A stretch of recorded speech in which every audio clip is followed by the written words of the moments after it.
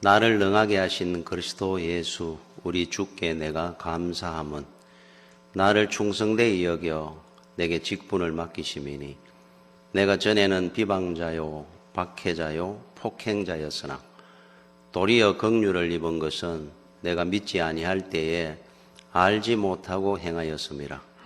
내가 주의 은혜가 그리스도 예수 안에 있는 믿음과 사랑과 함께 넘치도록 풍성하였도다.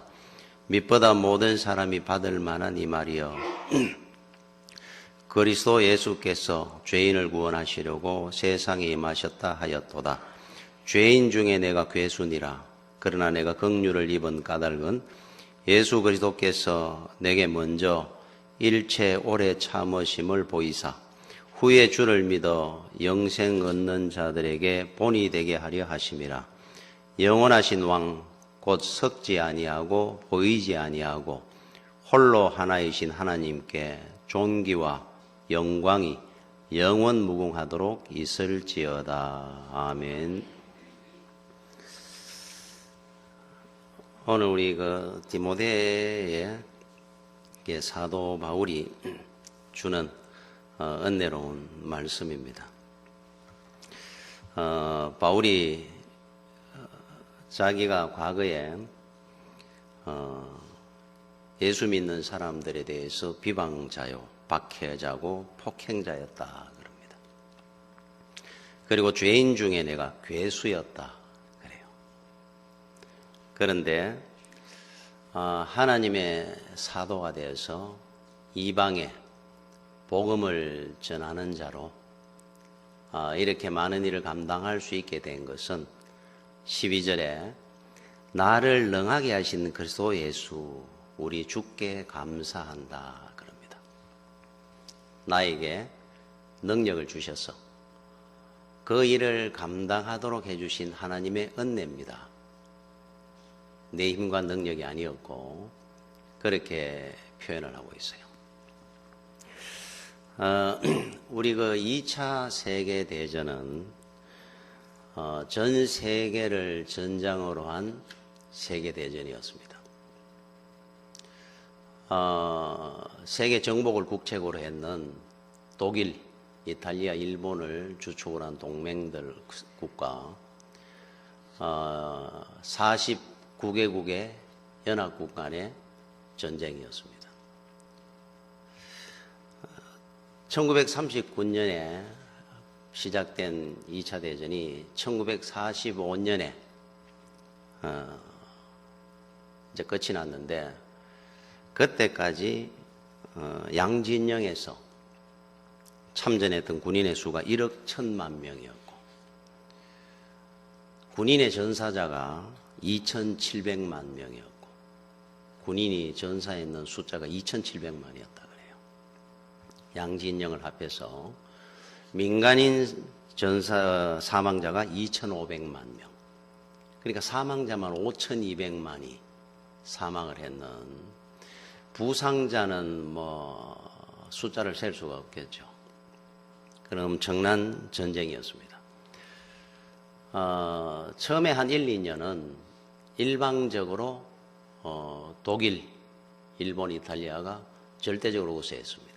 전력이나 무기나 모든 면에서 일방적인 승리를 거두죠. 그런데 시간이 갈수록 독일이 패망하고 했던 가장 큰 원인 중에 하나는 제공권을 상실하기 시작하면서부터입니다. 공군력에 약합니다. 미국, 영국을 중심으로 한 공군 전투기들이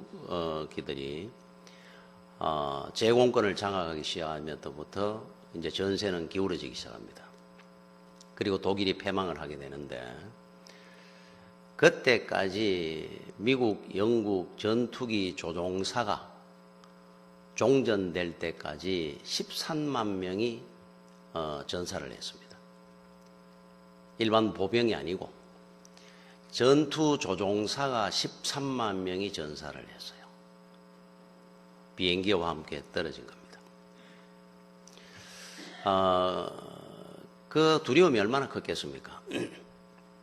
출격을 하면은 돌아오지 못하는 전우, 동료들이 매번 생겼을 텐데, 예를 들어가 100대가 출격을 하면 20, 30대가 떨어져 돌아오고, 그거를 시간도 없이 아침이고 점심이고 저녁이고 계속 출격하는 겁니다. 끊임없이. 갔다가 돌아올 때는 다 돌아오지 못하고. 그 당시에 전투조종사들의 그 기록 영상물이 있었는데, 그때 정말로 참 배우보다도 더 잘생긴 그 청년들이 자기가 언제 자기도 떨어질지 모르는 그런 위험한 상황에서 인터뷰를 하는 겁니다. 그때 그 인터뷰한 내용 중에 이런 내용이 나옵니다. 우리의 희생이 전쟁을 종식시키고 인류에게 평화를 가져다 줄 것을 우리는 확신합니다. 그러면서 그들은 끊임없이 출격합니다. 자, 2차 대전이 종전이 되고 70년 지난 즈음에, 그러니까 아마 거의 다 많은 사람들이 이제 죽었겠죠. 나이가 정말로 백발이 성성한 거의 90이 다 된 이분들이, 90쯤 되신 분들이 이제 새로 인터뷰하는 그런 내용이 있었어요. 그때 이제 과거를 돌이켜 보면서 백발 노인들이 이렇게 얘기를 합니다. 매일 동료들이 죽어나가는 판에 출격한다는 것이 두렵지 않았습니까? 그때 그 백발 노인 한 분이 그러는 겁니다. 두려웠습니다. 밤에도 두려웠고 아침에도 두려웠고 낮에도 출격할 때마다 두려웠습니다. 매일매일 두려움의 연속이었습니다. 그런데 어떻게 그거를 수행할 수 있었습니까? 두려움을 이기는 것이 용기인데, 내가 희생되더라도 나로 인해 사랑하는 나의 조국과 인류의 평화가 지켜질 수 있다는 신념이 모든 두려움을 극복할 수 있는 용기를 안겨주었기 때문입니다. 그랬어요. 용기가 있었다는 거예요. 그죠? 그래서 사람에게 이게 중요한 것을 하나 우리 가르쳐 주는 것은 나보다 더 큰 도리, 더 큰 가치를 추구할 때는 굉장히 큰 용기가 생깁니다. 사람들은 더 큰 도리나 어떤 가치를 추구하게 되면, 우리나라 옛날에 독립투사들처럼. 자, 그렇다고 한다면은 사도 바울이라든지 우리 순교에 있는 우리 믿음의 성도들이 있습니다. 또 구약에도 보면 다니엘처럼 사자굴에 들어가고, 뭐 사드락 메사가 아벤노고처럼 풀무불에 걸려 들어가는 사자의 밥이 됐던 우리 초대교회 성도들, 주기철 목사님 같은 분들, 야, 어떻게 그렇게 갈 수 있었을까? 아무리 믿음의 길이지만 우리 이렇게 생각할 때가 있는데, 정말로 영원한 가치가 있는 길이기 때문에 그런 거예요. 그 용기는, 믿음은 용기입니다. 영원한 진리, 그 가치를 추구하는 힘입니다. 세상에 그것도 그렇게 큰 용기를, 죽음을 불사하는 용기를 가져다 주는데, 우리 믿음의 용기가 얼마나 대단하겠습니까? 그래서 오늘도 우리 사도 바울을 볼 때마다, 야, 우리는 놀라워하면서도 우리 또한 바울의 그 믿음을 가지게 되면 우리 또한 그 길을 가게 될 겁니다. 존경하면서도 우리도 그 길을 갈 수 있게 될 겁니다. 오늘 제가 읽었던 이 본문에 12절에 보면 이런 말씀이 나오죠. 나를 충성되이 여겨 내게 직분을 맡기심이니. 충성, 이거는 헬라어 그 원문에 보면은 진실, 성실, 충성 같이 쓰여지는 단어의 의미입니다. 자, 이거는 그렇다고 한다면은 하나님은 중심을 보시는데, 충성된 자를 선택을 하실 때 그 중심에 진실함이 있고 성실함이 있는 자를 선택을 하는 겁니다. 그리고 그에게 직분을 맡기시고 그는 분명히 충성으로 하나님 앞에 갚을 겁니다. 중심이 진실하고 성실하다면. 그래서 하나님은 그런 사람을 찾습니다. 솔로몬이 21살에 왕이 됩니다.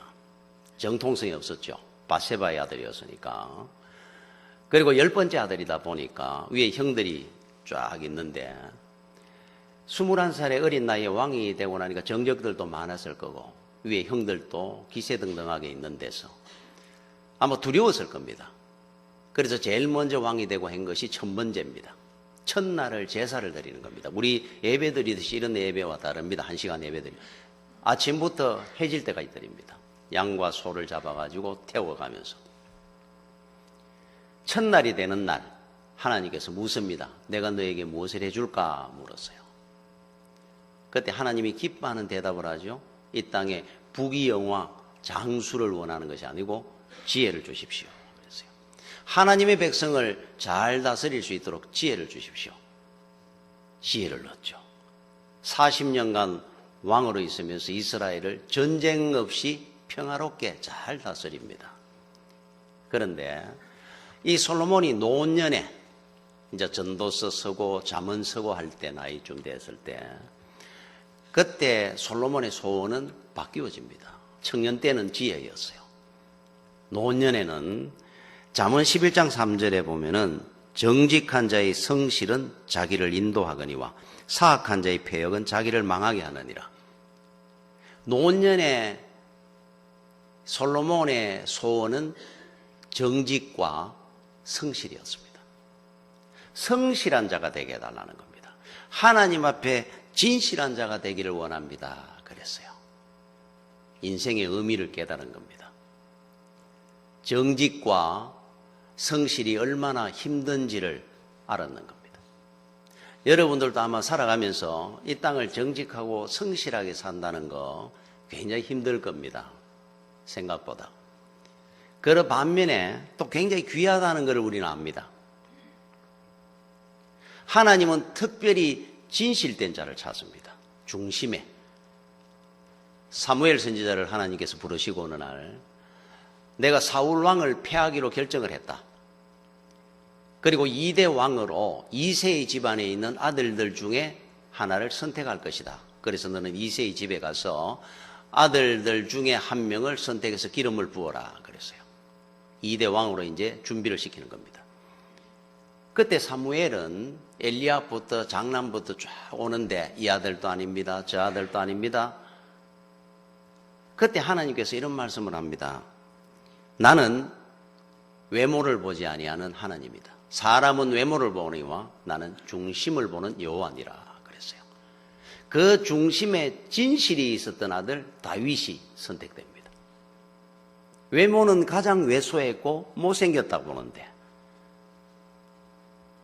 그의 중심에 진실함이 있었거든요. 2대 왕으로 하나님께서 세웁니다. 중심을 보는 겁니다.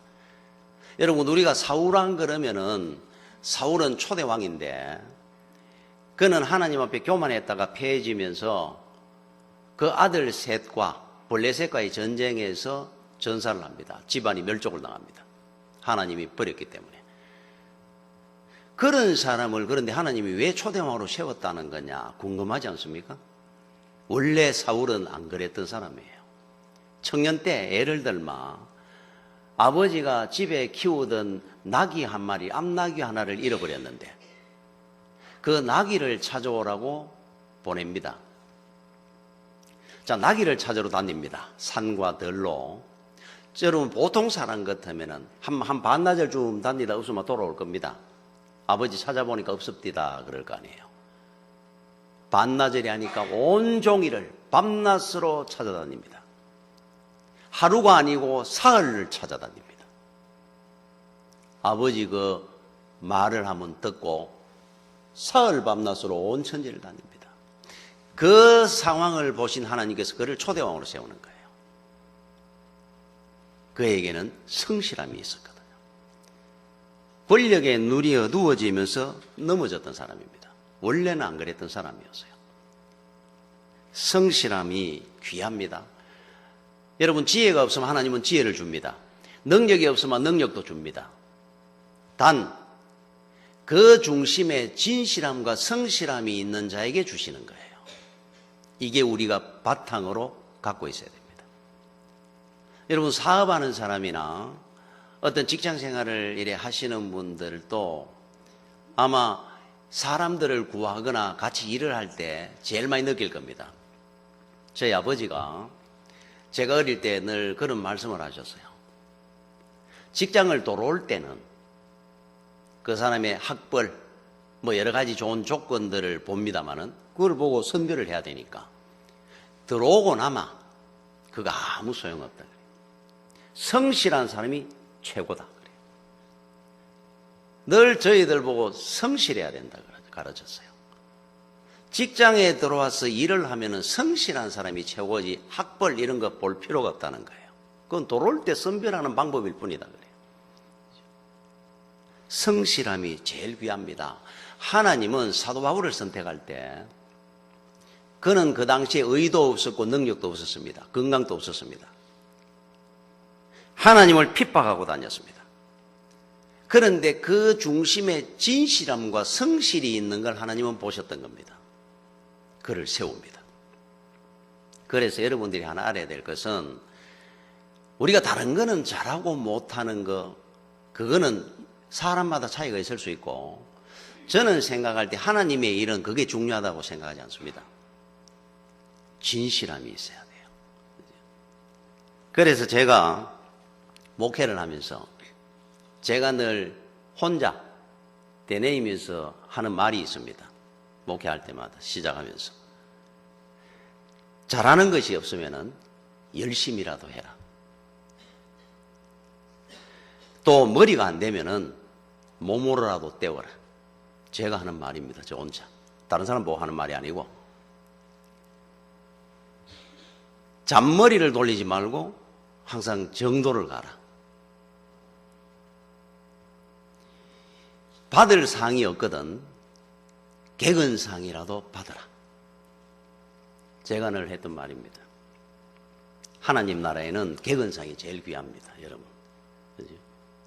우등상을 못 받더라도 객은상을 받으면 돼요. 잘하는 거 없으면 열심히라도 하면 됩니다. 머리가 안 되면 몸으로 때우면 돼요. 대신에 하나님이 가장 싫어하는 것이 하나 있습니다. 잔머리, 요령, 계산 빨리 도는 겁니다. 우리 믿음의 조상들 치고 그런 사람 한 명도 없습니다. 아브라함부터. 우직합니다. 사람들이. 단순합니다. 잔머리 안 돌립니다. 그래서 저도 이래 오늘까지 살면서 목회하기 전에 제가 그 교육을 그 당시에는 그 교육인 줄 모르고 받았습니다. 사실은. 그런데 목회를 시작하면서부터 그때 그 일들이 하나님께서 나를 목회자로 세울 준비를 시키면서 가르쳤던 교육이었구나라고 생각하는 것들이 많이 있었어요. 그래서 제가 목회를 하면 새벽 기도한다고 앉아있으면은 유독 그런 생각들을 많이 나도록 했습니다. 그 당시에는 그게 무슨 의미인지 몰랐는데 목회를 하면서 느끼기 시작한 겁니다. 예를 들면 제가 그 고등학교를 졸업하는 해에 교회 봉사를 해야 되니까 성가대를 하려고 그랬는데 성가대에서 안 된다 그래가지고 왜 안 된다 했는지는 모르겠습니다. 안 된다 그래가지고 할 게 없는 상황에 주일학교 교사를 했어요. 사실은 주일학교 교사는 저는 안 하고 싶었습니다. 아침 일찍 와야 되고 힘이 들 것 같아서. 근데 주일학교 교사를 이제 한 거죠. 했는데 그때 초등학교 3학년 반을 맡았는데 반이 2개였습니다. 그래서 한 반마다 7명씩 나누어 줬어요. 그래서 제가 이제 한 반을 맡고 제 1년 선배, 우리 여자 선배가 있었는데 그 선배가 한 반을 맡았습니다. 똑같이 7명 나눴는데 14명이었는데 저는 어떤 생각을 했냐면 이왕 했는 거니까 잘해야 안 되겠나. 이 경쟁이 되잖아요. 같은 반을 2개로 나눠놨으니까. 그래서 제 나름대로 제 용돈 아껴가면서 없는 돈에 사탕, 과자 매주일 사와가지고 줬습니다. 애들한테. 그때 어려울 때 사탕, 과자 주는 거 얼마나 큰 겁니까? 그런데 신기하고 놀랍습니다. 우리 여자 선배는 아무것도 안 줍니다. 과자나 사탕. 공과 공부에 말씀만 가르치는 거예요. 앉아가지고 애들 앉혀놔놓고 막 열심히 가르쳐요. 저는 공과 공부 준비는 안 하고 사탕 과자만 준비해 가니까 말씀은 안 가르치고 과자 주고 사탕 주고 애들하고 놀았습니다. 애들이 뭘 아느냐 싶었죠. 과자 주면 최고지. 야, 3개월이 되니까 한 명 남고 다 떨어졌어요. 제가 그랬죠. 그 한 명은 안수집사 딸이라고 하면 어디 못 가. 그래서 신기하잖아요. 그 과자 주고 사탕 주는데 안 오더라고요. 그런데 옆반은 보니까 다시 14명, 15명이 됐어요. 아무것도 안 주는데, 말씀만 가르치는데. 애들이 영적으로 신기하고 놀랍게 다 합니다. 그러니까 한 3개월 지나니까 부장집사님이 나누어 줬어요. 그 선배를 갖다 달래가지고. 다시 6명을 또 붙여줘요. 또 7명입니다. 열심히 과자하고 사탕 술을 넣으니까 더 좋습니다.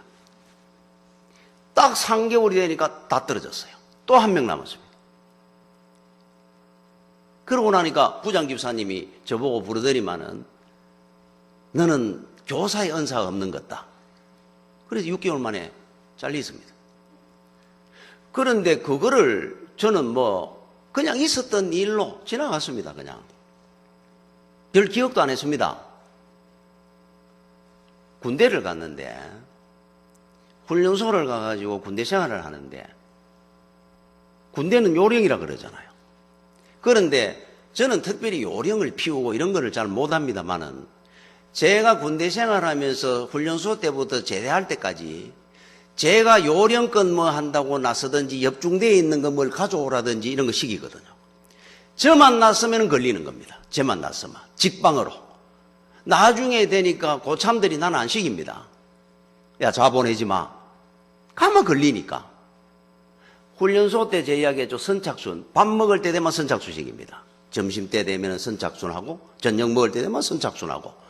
그러면 선착순을 하면 300명 동기가 한 번 선착순 할 때마다 20명씩 자릅니다. 그러면 15바퀴 돼야 됩니다. 매번 15바퀴 뛰었습니다. 저는. 점심 물 때도 15바퀴 뛰고 와가 점심 물 때 되면 밥 다 물 때 끝났어요. 밥 한 2숟가락도 못 먹고. 저녁 할 때 또 선착순 끝까지 다 뛰고 나면 밥 숟가락 먹으면 끝나고. 선착순을 못 뛰기를 뭐하니까 잘. 자, 그거를 갖다가 6주를 하는 중에 한 3, 4주를 극하고 사는데 하루는 땡크를 좌에서 우로 돌아 선착순 땡크를 도는데 2바퀴쯤 도는데 내 동네 친구 하나 같이 간 친구가 그 앉아 있더라고. 첫 바퀴 돌면서 안 가고. 그런데 보고 그러는 겁니다. 야, 니 여 없나? 보니까 안 됐거든. 매번 15바퀴를 뛰니까 요 있다가 다음에 1등으로 나가면 돼. 야, 이런 게 있었구나.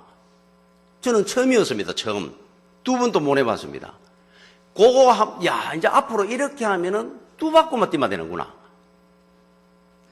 그리고 그 조교가 끝까지 15바퀴를 뛰게 하는 분이지 2바퀴 10바퀴 뛰다가 그만둔 적이 없습니다. 그동안까지. 자, 제가 처음 앉았습니다. 다음 1등으로 나가면 되는구나. 야, 이런 법이 있었구나. 안 와요, 아무리 앉아 있어도. 나중에 내다보니까 그날따라 2바퀴 뛰고 끝나버렸어요. 아니, 나는 처음 앉았는데 그 친구가 그동안 4주, 5주를 극하고 버텼는데 야, 큰일 났네. 인원 파악 끝나가지고 둘이서 상상에 맡기겠습니다. 10원 케이스로 죽다 살았습니다. 하면은 걸립니다, 하마. 그 당시에, 그래서 제 동기가 그런 말 하더라고. 내 이때까지 한 번도 안 걸려. 니 때문에 재수 없어, 그래, 내 때문에. 아무것도 못 했어. 그 당시에는 그런 줄 알고 넘어갔습니다. 세월이 지나가 제가 목회를 하는데, 목회를 하면서 새벽 기도를 한다고 앉아있으면, 그 애들 주일학교 때 일, 훈련소 때 일, 군대 생활할 때 일, 있었던 일들이 계속 떠오르는 겁니다. 잊어버렸던 일들인데. 그럴 때마다 아하, 요령 피우지 말라고 하나님께서 벌써부터 나를 교육시키고 계셨구나. 니는 안 된다. 니는 절대로 요령 피우면 안 돼. 잔머리 돌리면 안 돼. 절대로 과자 사탕 줘가지고 목회하면 안 돼. 너는 그 선배처럼 니는 말씀만 가르쳐야 되지. 절대로 애들도 과장 사탕이 안 통하는데 어른들이 통할 것 같아? 그 교육받았던 거예요.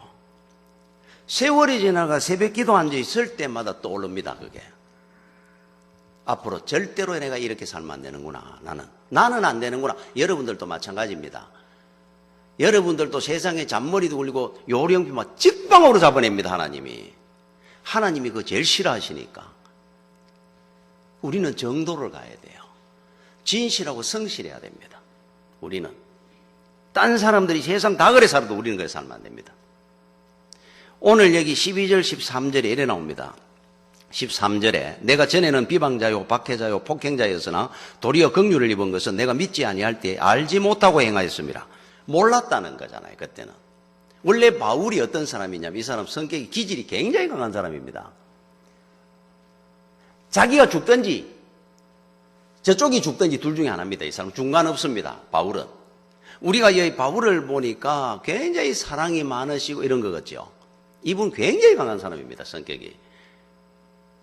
스승이었던 가말리엘이 그때 그리스도인들을 처단하지 말라고 그랬습니다. 온건파였거든요. 한번 두고 봐라. 하나님의 편이면 저들이 왕성할 거고 하나님 편이 아니면 우리가 안 건드리도 저들은 망하게 될 거니까 손대서 죽이지 마라 그랬어요. 그 수제자였다 그랬잖아요. 가말리엘이. 스승이 그렇게 만류하는데도 그냥 못 둡니다 하고 뛰어났었던 사람이에요. 예수는 이단자니까 그냥 두는 것은 하나님의 영광을 가리는 거고 모세의 율법을 폐하게 하는 거니까 이거는 용서하면 안 된다. 이 사람은 원래 그 핍박자라는 뜻이 뭐냐면 워낙 이분은 강직하고 진실한 분이었어요. 그래서 그 길을 뛰갔던 겁니다. 다메섹까지 쫓아가는 겁니다. 잡으러. 그러다가 주님을 만났습니다. 누구십니까? 나는 네가 핍박하는 예수다. 그 순간에 방향을 싹 틉니다. 자, 한쪽으로 보고 이 사람은 죽게 하며 살기로 사는 사람입니다. 이 사람은 어영부영 사는 법이 없습니다. 그런데 이 사람은 방향만 싹 바꿔놓으면 이쪽으로 또 걸로 갑니다. 저쪽으로 가던 사람 방향만 바꿔놓으면 돼요. 여러분 인생은 속도가 아니고 방향이다 그랬죠. 빨리 가느냐 늦게 가느냐 중요한 게 아니고 바른 방향으로 가야 되죠. 인생은. 그때부터 죽이러 가던 사람이 예수 때문에 죽으러 갑니다. 이제는 반대로 남을 죽이러 가던 사람이 자기가 죽으러 가는 거예요. 대단하지 않습니까? 방향만 바꿔놨어요. 원판은 워낙 진실하고 강직하고 성실하니까 이 사람은 원판이. 그래서 하나님이 충성되이 여겨 직분을 맡겠다 그랬잖아요. 바로 니다 이래 된 거예요. 그렇죠? 김익두 목사님이라는 분이 있습니다. 우리나라 황해도 깡패였습니다. 이 사람 유명한 깡패였어요. 오죽에서만 장날이 되면은 사람들이 장 보러 가기 전에 성황당에서 밀고 갔다 그러잖아요. 오늘 김익두 안 만나게 해달라고. 이 보통 깡패가 아니었던 모양이에요. 그런데 이분이 이제 서할렌이라고 하는 선교사한테 전도를 받다가 예수를 믿게 됩니다. 그리고 나중에 평양시는 목사가 됐어요. 이분 스타일이 딱 사도 바울입니다. 깡패로 살 때도 보통 깡패가 아니었는데 방향을 딱 틀어놔 놓으니까 하나님을 위해서 영부영 믿는 믿음으로 못 견딥니다. 이 사람은 돌격입니다. 돌격대. 여러분 평생에 살면서 이 부흥 집회를 776번을 다녔다 그럽니다. 그리고 교회를 150개 교회 이상을 세웠다 그래요. 이분 때문에 예수를 믿어가 목사가 된 사람이 200명이 넘었다 그럽니다. 이 사람이 나중에 총회장까지 한 사람입니다. 그 유명한 깡패가. 대단하지 않습니까? 그냥 믿지를 못합니다. 이런 사람들은.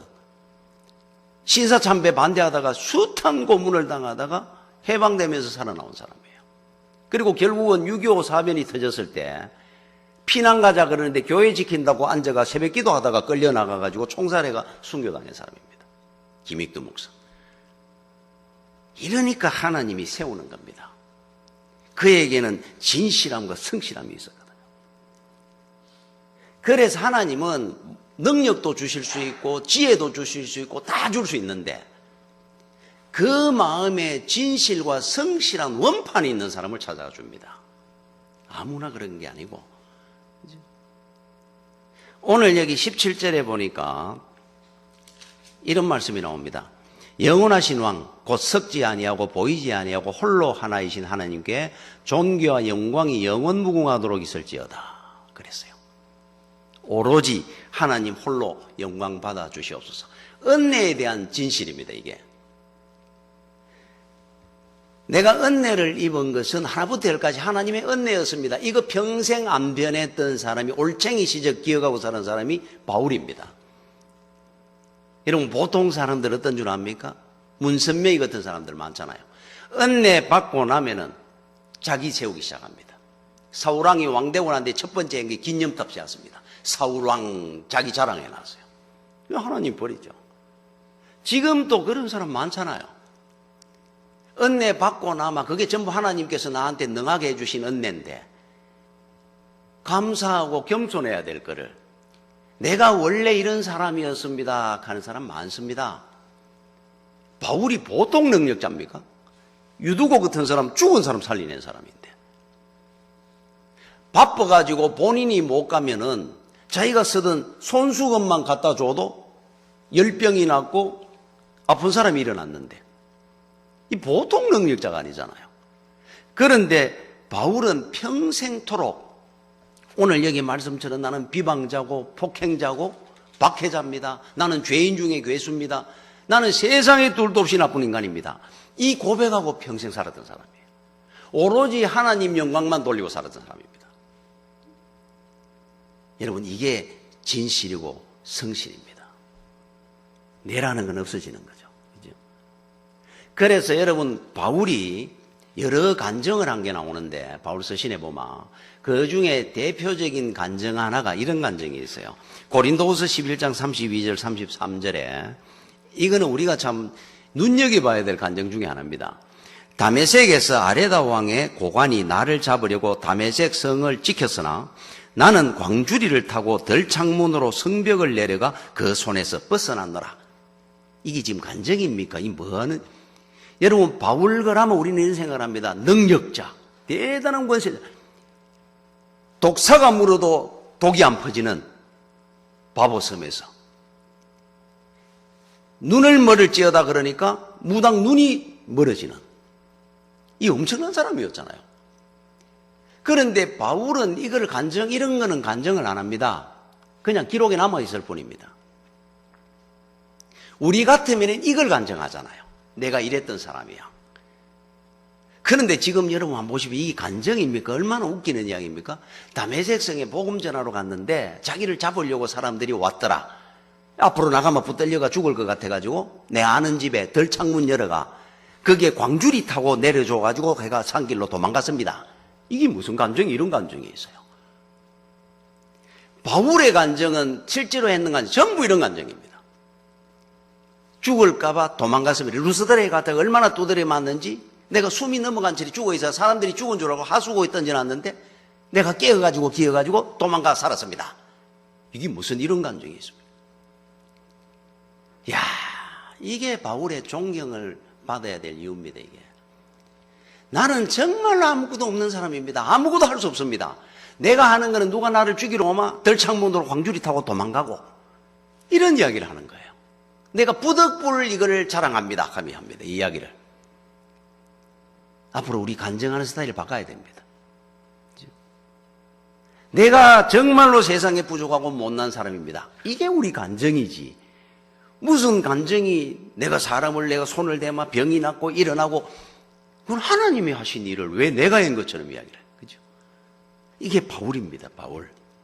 참 바울은 그래서 존경스러운 인물입니다. 이런 면에 절대로 은혜를 내 것으로 도둑질하는 법이 없습니다.